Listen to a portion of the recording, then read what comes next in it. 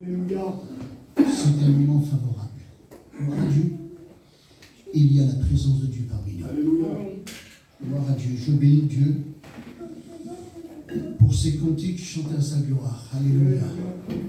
Est-ce que vous croyez que Jésus est présent? Amen. Un chrétien, il est rempli de Dieu à l'intérieur. Son cœur est le temple du Saint-Esprit. Mais un chrétien, il est aussi revêtu de la présence de Dieu. Amen. À l'intérieur et à l'extérieur. Gloire à Dieu. Amen. Je me souviens, j'entendais un prédicateur, un homme de Dieu. Ils allaient prier pour une femme qui était liée par un esprit. Et puis, en s'approchant de cette femme, la femme disait, mais comment se fait-il, il y a des flammes sur vous? Comment se fait-il? On dirait qu'il y a du feu qui est sur vous. Un chrétien, il est rempli à l'intérieur, et puis il est revêtu de la présence de Dieu. Alléluia. Gloire à Dieu.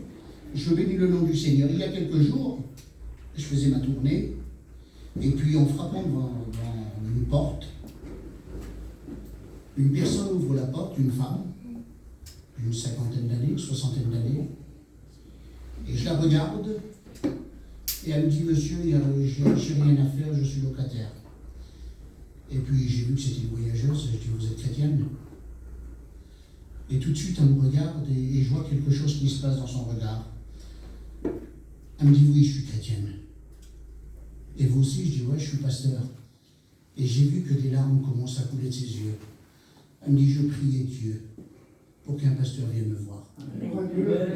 J'ai entré dans sa maison avec elle, il y avait son garçon, il y avait sa fille. On a parlé un petit moment du Seigneur et on a prié ensemble. Gloire à Dieu. Je bénis le nom du Seigneur, que c'est beau de savoir faire des expériences avec Dieu. C'est dommage, il y a des chrétiens, vous avez vu, pendant 10 ans, ils viennent à la réunion, on les entend jamais chanter. Ils veulent être bénis, ils veulent que leur famille se convertisse, ils veulent que leur mari se convertisse à l'évangile, leurs enfants ne laissent pas d'effort. Tu veux que tes enfants se convertissent? Travaille pour ça. Alléluia. Ce témoignage, vous l'avez entendu des dizaines de fois. Un missionnaire avec ses collègues, à trois, ils allaient dans les pays étrangers pour prêcher. Et puis, ils partaient pour 1 mois, 2 mois, et puis lorsqu'ils revenaient, 15 jours après, ils devaient encore partir pour 1 mois ou 2. Il y en a un des missionnaires qui va dire, allez-y les frères, partez. Ma femme n'a pas d'argent, mes enfants n'ont rien à manger. Je vais faire ma tournée une quinzaine de jours et puis je viendrai vous rejoindre. Et le soir, lorsqu'il dormait, souvent le Seigneur nous parle le soir. Le Seigneur lui a parlé dans un rêve. Et le Seigneur lui disait, occupe-toi de mes affaires. Et moi, je m'occuperai des tiennes. Mets ta confiance en lui. Mets ta confiance en lui. Et il agira. Il y a combien d'années que Dieu t'a promis que ton mari se convertirait, que tes enfants allaient s'approcher de Dieu? Il semblerait que le ciel est fermé. Mais j'aimerais te dire, avec une assurance, tout ce que sa bouche a dit semble être assez puissant pour l'accomplir. Gloire à Dieu, les promesses du Seigneur sont vraies. Gloire à Dieu, je bénis le nom du Seigneur. Quoi vous apporter?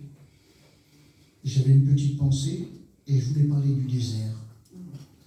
Et je me disais, Seigneur, pourquoi souvent un homme passe par le désert, souvent pour le former, Seigneur. Et en sortant de ce désert, tu lui as donné des nouvelles forces. Amen. Et puis, moi, je voulais apporter ça, mais le Seigneur avait changé ma pensée. J'aimerais parler du regret. Qui d'entre nous, n'a pas eu déjà un regret? D'acheter un véhicule et de dire, je regrette de l'avoir acheté. De parler et de voir un regret, j'ai trop vite parlé. Je me suis trop vite emballé. On a un regret. C'est des regrets sur cette terre. C'est vrai que c'est grand, mais le plus grand des regrets, c'est de dire non au Seigneur. C'est le plus grand des regrets de dire non au Seigneur et de savoir lorsque le Christ vient chercher son Église, tu as rejeté Dieu, il te rejette. Ça, c'est le plus grand des regrets. J'étais chez moi et puis, comme tous les serviteurs de Dieu, on médite, hein, c'est pas la réunion qu'on fait un message. Je méditais, puis je vous dis franc, j'ai trouvé quelques messages, et puis dans Genèse 3, au verset 10, je suis obligé de parler de Adam et Ève. On va lire le verset. 3 versets 10.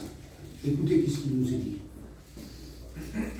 Il répondit, « J'ai entendu ta voix dans le jardin, j'ai eu peur, parce que je suis nu, et je me suis caché. Et l'Éternel dit, qui t'a appris que tu étais nu? Qu'est-ce que tu as mangé de l'arbre dont je t'avais défendu de manger? L'homme répond, dit, la femme que tu m'as mise auprès de moi m'a donné de l'arbre, j'ai mangé. Et l'Éternel Dieu dit à la femme, pourquoi as-tu fait cela? La femme répondit, le serpent m'a séduit et j'ai mangé.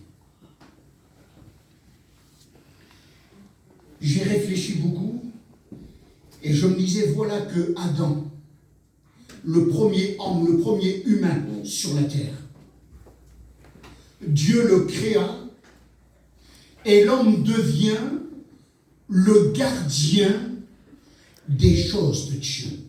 Il devient, en un mot, le gardien du paradis perdu. Le jardin d'Éden était le paradis perdu. Comme un paradis, il place à l'homme et ensuite il place à la femme. L'homme et la femme étaient le gardien des choses de Dieu. Autrefois, nous étions dans ce monde et chacun suivait sa propre voie. Mais lorsque Christ nous a touchés, je ne dépends plus de moi, je dépends de Christ, et en moi, il met son esprit, je deviens un gardien des choses de Dieu. C'est pas beau ça? Adam et Ève étaient dans le jardin, et de temps en temps, Dieu venait leur parler. Dieu venait les voir. Ils étaient là, ils avaient besoin de rien. Dieu avait des bénédictions pour eux. Et le serpent, le diable, il prend la forme d'un serpent. La femme aurait pu se dire, un serpent ne parle pas. Elle est séduite. La Bible nous dit que le fruit était précieux. Le fruit était attirant. Elle le regarde et la Bible nous dit que la femme était plus facile à séduire que l'homme. Il l'a séduit, il l'a séduit. Mais j'aimerais te dire à toi qui es là, je ne juge personne, mais souviens-toi il y a quelques années que Dieu avait mis son esprit en toi. Dieu t'avait donné le don de prophétie. Tu parlais en langue. Et regarde aujourd'hui où c'est que t'en es. Mais j'aimerais te dire, tout ce que Christ a mis en toi, il ne le reprend pas. Il ne le reprend pas. Le monde donne d'un côté, frère, mais il reprend d'un autre côté. Hein. Mais ce que Dieu a semé en toi, il ne le reprend pas. Peut-être tu ne ressens plus la présence de Dieu auparavant. Mais si tu viens au pied de la croix, là, avec un regret dans ton cœur, Seigneur, j'ai laissé un peu ta main, mais ce soir, Seigneur, l'occasion m'est donnée. Je vais faire comme le fils prodigue. J'ai péché contre le ciel, contre toi, Seigneur. Je ne suis pas digne d'attraper ton fils. Mais le Père, avec un cœur comme ça, voici mon fils qui était mort. Il revient à la vie. Si peut-être parmi nous, il y aurait quelqu'un qui serait mort spirituellement, spirituellement, qui n'aurait plus la vie de Christ en lui. Mais j'aimerais te dire que ce soir, il te tend la main. Alléluia. Gloire à Dieu. Il ne te vise pas du doigt. Hein, le père aurait pu faire ça pour son fils, le fils prodigue. Tu as dépensé tout l'argent, et maintenant que tu n'as plus rien, tu reviens, tu penses que la porte va être ouverte pour toi. Il l'attendait. Vous dites pas Amen. Amen, Jésus. Il t'attend. Alléluia. Un homme, vous avez vu, lorsque l'homme pardonne, hein, moi j'ai entendu mon père, un homme avec un caractère fort, mon père. Il disait, c'est bon, je te pardonne. Mais attention, je n'oublierai pas. Ça, c'est humain. Mais lorsque le Christ pardonne, il ne s'en souvient plus de ton péché. Une nouvelle date de naissance. C'est comme si que tu viens de naître. Gloire à Dieu, vous dites pas Amen. C'est quelque chose de phénoménal. C'est comme si que tu viens de naître. Il te regarde, il voit son fils. Alors, imaginons le regret de Ève et Adam, se disant eux-mêmes jusqu'à leur mort, dans leur cœur, le regret d'avoir pris ce fruit défendu. Et puis par la désobéissance, par un seul homme, là j'ai mis, par la désobéissance, la mort. Adam et Ève ne devaient jamais mourir. Ils n'avaient pas peur. Ils vivaient que dans la joie. Alors, par la désobéissance d'un seul homme, la mort, la peur, ça vous a jamais arrivé d'avoir peur? Hein? On est dans sa maison, dans sa caravane, hein? Et puis d'un coup on a peur. Et pourtant, hein, moi, ça m'a déjà arrivé d'avoir peur. Hein, de m'élever et d'allumer la lumière. Je ressens qu'il y a quelque chose qui ne va pas. J'ai peur. Alors qu'est-ce que je fais? Je prie Dieu. Alléluia. Dieu. Alors la peur, la mort, la honte, la tristesse, par un seul homme. La tristesse, l'angoisse, la haine, le désespoir. Voilà qu'est-ce que le péché peut faire. Par la désobéissance d'un seul homme, la race humaine a plongé dans le péché. La tristesse, l'angoisse, la haine, le désespoir, la folie, la souffrance. Je me disais, Seigneur, c'est pas possible. Et vous connaissez l'histoire, alors j'ai pris Adam et Ève un regret. Ce regret jusqu'à la mort. Ils sont suivis. Je veux dire, qu'est-ce qu'on a fait? Mais ce n'est pas encore le plus grand des regrets. Ils sont sur cette terre. Je pensais à Abel et Caïn. Lorsque le Seigneur va dire à son frère, à Caïn, où est ton frère? Caïn va dire au Seigneur, je ne suis pas le gardien de mon frère. Je ne suis pas le gardien de mon frère. Et vous connaissez l'histoire, je vous apprends bien, il tue son frère. Il tue son frère, et lorsque le Seigneur lui demande, où est ton frère? Je ne suis pas le gardien de mon frère. Quel regret dans son cœur. Quel regret après avoir agi de la sorte. Quel regret dans son cœur. Et où que je vais en venir ce soir, je me disais, Seigneur, le plus grand des regrets que l'homme aura à subir, c'est d'avoir dit non au Seigneur. Et donc de s'en vouloir qu'à soi-même. De s'en vouloir qu'à soi-même, de dire non au Seigneur. Et puis, j'ai pris pas mal de points, je vais passer vite, ça serait un peu lent.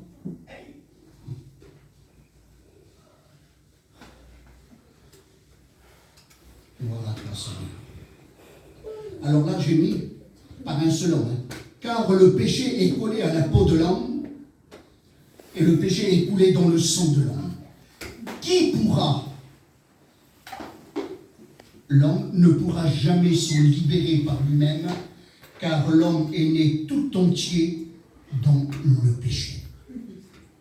L'homme est né tout entier dans le péché est collé à la peau de l'homme, hein, et aux études on nous disait, le péché est même coulé dans la moelle de l'homme. Et l'homme ne pourra jamais s'en libérer lui-même. David, l'homme selon le cœur de Dieu, il va crier au Seigneur. Et qu'est-ce que David va dire? Il crie au Seigneur, et pourtant, David n'est pas n'importe qui. C'est l'homme selon le cœur de Dieu. Et Dieu va dire, c'était l'homme. Voici David, l'homme selon mon cœur. Il ne s'arrête pas là. Le Seigneur va dire, il accomplira toutes mes volontés. Et d'un coup, David va crier au Seigneur. Il va dire, Seigneur, Seigneur, ma mère m'a conçu dans l'iniquité. Je suis né tout entier dans le péché. Alors qui pourra racheter l'homme de son péché? David va dire, Seigneur, purifie-moi avec les eaux, et je serai pur, Seigneur. On prenait un pigeon, on l'égorgeait, on vidait le sang dans un petit truc, on mettait un peu d'eau, et on prenait des plantes, et puis on purifiait quelqu'un. Quel regret de David! Un regret, il va dire, ma mère m'a conçu dans l'iniquité, je suis né tout entier dans le péché. Ben, j'aimerais te dire que ce soir, j'aimerais m'adresser à toi. Ne reste pas dans ta position. Vous savez, on se dit souvent, oh, ça c'est rien, je m'en sortirai comme les autres fois. Ça c'est rien, c'est pratiquement rien. Aujourd'hui, prenez une montre.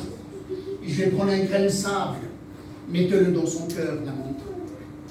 Et dès quelques jours après, elle va s'arrêter lentement. Lentement. Au commencement, on se dit c'est rien, mais lentement, c'est pas grave, je m'en sortirai comme les autres fois. Et tout doucement, la montre s'arrête. Ben, j'aimerais te dire, fais demi-tour en toi. Amen. Dire, Seigneur, je veux m'élever. Seigneur, je veux m'approcher de toi. Je ne veux pas que l'ennemi, Seigneur, puisse m'avoir. Alors là, j'ai mis aussi, qui pourra racheter l'homme de son péché? Aucune banque, aucune philosophie, aucune moralité, aucune société, aucune théorie, aucun mouvement, aucune religion, aucune bonne œuvre, aucun médicament ou antibiotique ne pourra guérir l'homme de son péché. Le rachat de l'âme de l'homme est cher. Il n'aura jamais lieu par l'homme. Ni leur argent ni leur or ne pourra les délivrer. Qui en possède le remède pour guérir les hommes de leur péché? Sur la terre, personne. Dieu seul a le médicament. Savoir Jésus-Christ. Amen. Je me disais, Seigneur, il est permis aux hommes de mourir une seule fois. Après quoi vient le jugement. Il est réservé aux hommes de mourir une seule fois. Après quoi vient le jugement. Je me disais, Seigneur, et je pensais à cet homme, certainement vous le pensez aussi, le mauvais riche. Il y a un homme qui s'appelle Lazare, il est pauvre, et la Bible l'appelle Lazare, le pauvre Lazare. Il avait un nom, mais le mauvais riche n'avait pas de nom. Il était mauvais et riche. Dieu ne connaissait pas ça. Et lorsque la mort frappe cet homme qui était très pauvre, la Bible nous dit que des anges le portent auprès d'Abraham, dans le sein d'Abraham. Mais le riche mourut aussi. Et la Bible nous dit que les hommes commencent à l'enterrer. Des hommes commencent à l'enterrer. Il leva les yeux et voit dans le ciel, il voit le pauvre Lazare. Pourtant, Lazare était couvert d'ulcères, mais il était chrétien avec Dieu dans sa vie. Il va dire, Père Abraham, aie pitié de moi. Père Abraham, aie pitié de moi. Et j'aimerais dire, pour celui qui ira en enfer, dans l'enfer, Dieu ne nous entend pas. Dans l'enfer, il n'y a plus de repentance. C'est un aller sans retour. Même le mauvais riche, vous savez qu'est-ce qu'il va dire? Père Abraham, dans la maison de mon père, il me reste encore 5 frères. C'est un endroit où on ne désire pas venir ses amis. J'aimerais qu'on se dise, Seigneur, je suis chrétien. Seigneur, jusqu'à présent, peut-être parmi nous, il y aurait quelqu'un. Seigneur, je sais si tu viens, je veux rester sur cette terre. Tu le sais, toi. Mais moi, je ne sais pas qu'est-ce qui se passe dans ton cœur. Mais toi, tu le sais. Alors maintenant, n'attends pas. Ne mets pas à lendemain qu'est-ce que tu peux faire ce soir. Ne mets pas à lendemain qu'est-ce que tu peux faire ce soir. Ce soir, tourne-toi vers le Seigneur. Et dire, Seigneur, c'est jusqu'à présent, je n'ai pas été à la hauteur. Seigneur, je veux m'élever. Et je veux mettre ma vie en règle. Il y aurait à dire, mais je pense sur ces quelques paroles, on va prier le Seigneur. Amen.